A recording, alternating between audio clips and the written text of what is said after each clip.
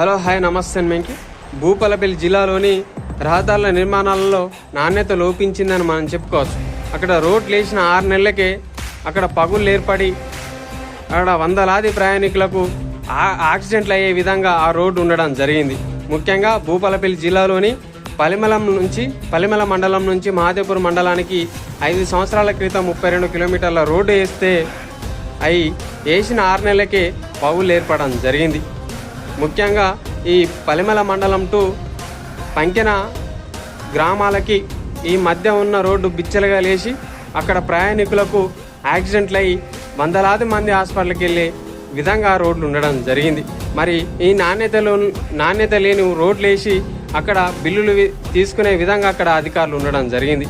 మరి ఈ నాణ్యత లేని రోడ్లు వేసిన అధికారులను అదేవిధంగా కాంట్రాక్ట్ పట్టిన వాళ్ళని కఠినమైన చర్యలు తీసుకొని వాళ్ళపైన కఠినమైన చర్యలు తీసుకోవాల్సిన బాధ్యత మరి అధికారులపైన ఉన్నదని ఈ వీడియో ద్వారా తెలియజేసుకుంటూ మేము థ్యాంక్ యూ. నా ఛానల్ లైక్ చేయండి, షేర్ చేయండి, సబ్స్క్రైబ్ చేయండి. Thank you.